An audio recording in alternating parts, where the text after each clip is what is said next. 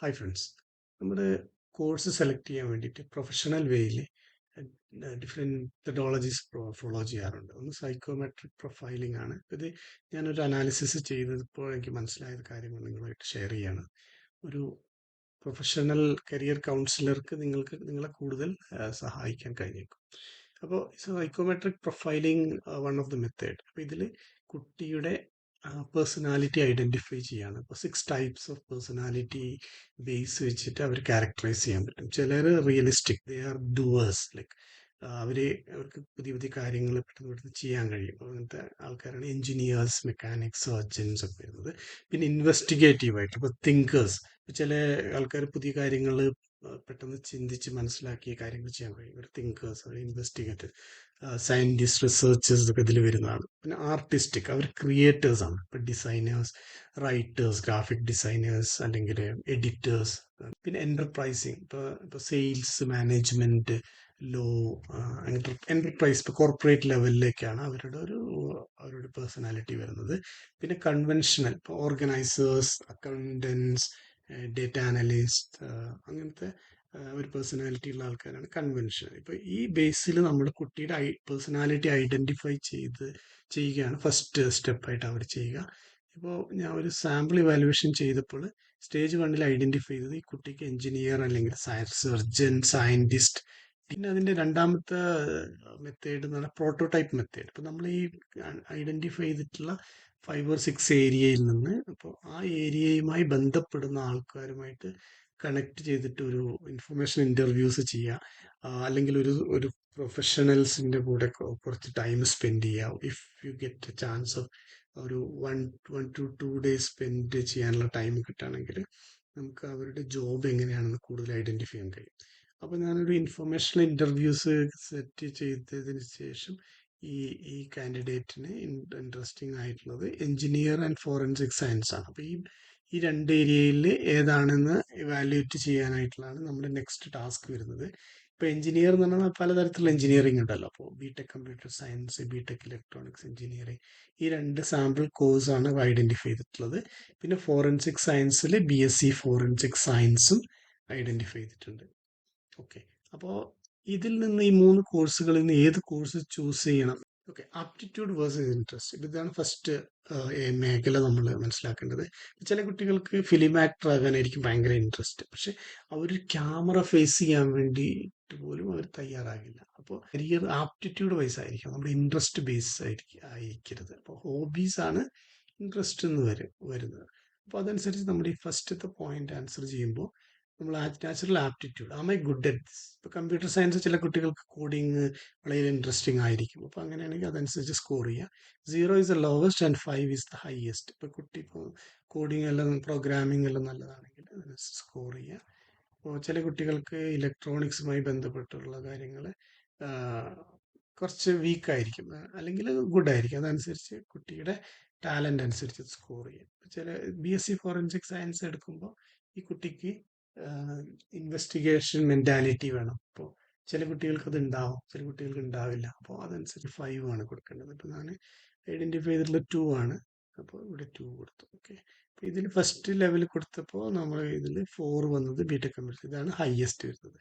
പിന്നെ next point market ഡിമാൻഡാണ്. For next 5 to 10 years ഈ ഒരു ഏരിയ ഇതിൽ ഒരുപാട് ചേഞ്ചസ് വരാൻ ചാൻസ് ഉണ്ടോ? അപ്പോൾ നമ്മുടെ ജോബിന് റീപ്ലേസ്മെന്റിന് സാധ്യതയുണ്ടോ? ബേസിക് ഡാറ്റ എൻട്രി എല്ലാം നമുക്കറിയാം AI ത്രെട്ട് ഉള്ളതാണ് അല്ലേ.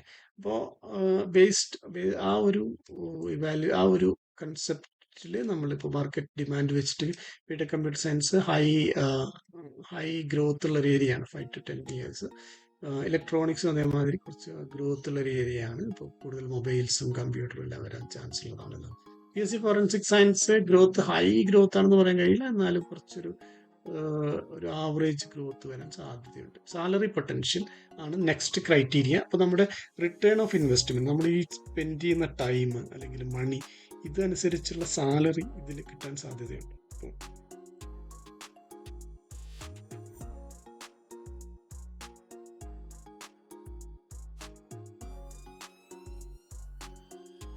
സസ്റ്റൈനബിലിറ്റി, ഇതാണ് നമ്മുടെ നെക്സ്റ്റ് ക്രൈറ്റീരിയ. ഇപ്പോൾ ഗുഡ് വർക്ക് ലൈഫ് ബാലൻസ് ഉണ്ടോ? ഈ ഈ ഒരു പർട്ടിക്കുലർ കോഴ്സ് എടുത്ത് ചെല്ലുന്ന കരിയർ മേഖല. ഇപ്പോൾ നമ്മൾ ബിടെക് കമ്പ്യൂട്ടർ സയൻസ് ഒക്കെ ആണെങ്കിൽ IT മേഖലയിലായിരിക്കും. ചില ജോബുകൾക്ക് ഭയങ്കരമായിട്ടുള്ള വർക്ക് ലൈഫ് ബാലൻസ് ഉണ്ടാവില്ല, ചിലത് ഉണ്ടാവും. അപ്പോൾ അതനുസരിച്ച് ഇതൊരു ആവറേജ് വർക്ക് ലൈഫ് ബാലൻസ് വരുന്നൊരു course. BTech electronics engineering so far കേട്ടെടുത്തോളം നല്ല വർക്ക് ലൈഫ് ബാലൻസ് ഉള്ള ഒരു ഏരിയയാണ്, കരിയർ ഏരിയയാണ് നമ്മൾ ഈ കോഴ്സ് കഴിഞ്ഞ് കഴിഞ്ഞ് ചെല്ലുന്നത്. ഓക്കെ, BSc ഫോറൻസിക് സയൻസിൽ അതേമാതിരി വർക്ക് ലൈഫ് ബാലൻസ് കുറച്ച് കുറവാണ്. കാരണം നമുക്കറിയാം ഈ ഇത് ഇൻവെസ്റ്റിഗേഷൻ ഏരിയ ആണല്ലോ. ഇപ്പോൾ ചില സ്ഥലങ്ങളിൽ പെട്ടെന്നൊരു ഡെത്ത് എന്തെങ്കിലും ഉണ്ടായിക്കഴിഞ്ഞാൽ നമ്മൾ അവൈലബിൾ ആയിരിക്കണം. അപ്പോൾ ആ ഒരു കേസ് വെച്ച് വർക്ക് ലൈഫ് ബാലൻസ് കുറച്ച് കുറഞ്ഞൊരു ഏരിയയാണ് ഫോറൻസിക് സയൻസ്.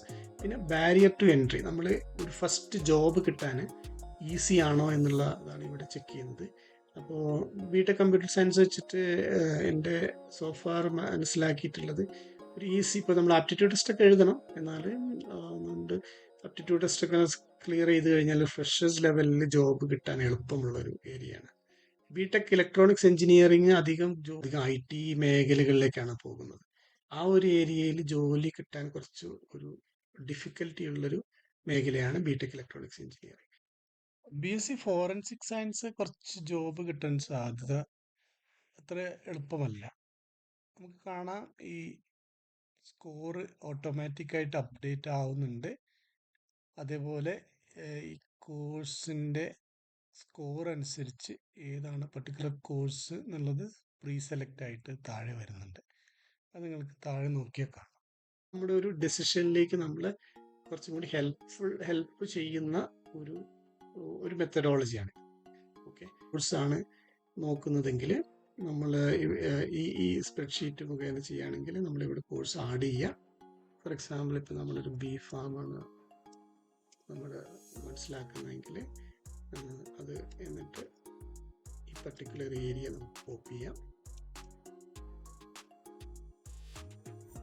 ഓക്കെ, എന്നിട്ട് ഫാർമസ്യൂട്ടിക്കൽ ഏരിയയിൽ നല്ല ആൾക്കാരായിരിക്കും, അപ്പോൾ അവർക്ക് അതിനനുസരിച്ച് സ്കോർ ചെയ്യാം. മാർക്കറ്റ് ഡിമാൻഡ് കുറച്ച് ഓക്കെ ആണ്, ആവറേജ് ആണ്. സാലറി പൊട്ടൻഷ്യൽ കുറച്ച് കുറവുള്ളൊരു ഫീൽഡാണിത്. പിന്നെ ഗുഡ് വർക്ക് ലൈഫ് ബാലൻസ് ഒരുവിധം കണ്ടിട്ടുണ്ട്. Barrier to entry easy to get first job. Salary കുറവാണെങ്കിലും ജോബ് കിട്ടാനുള്ള ഒരു ഹെൽപ്ഫുൾ ആയിട്ടുള്ളൊരു ഏരിയയാണ്. ഓക്കെ, അതേ രീതിയിൽ നിങ്ങൾക്ക് ചെയ്യാൻ പറ്റും. ഇത് ഹെൽപ്ഫുൾ ആയിരിക്കുമെന്നാണ് കരുതുന്നത്. Thank you very much.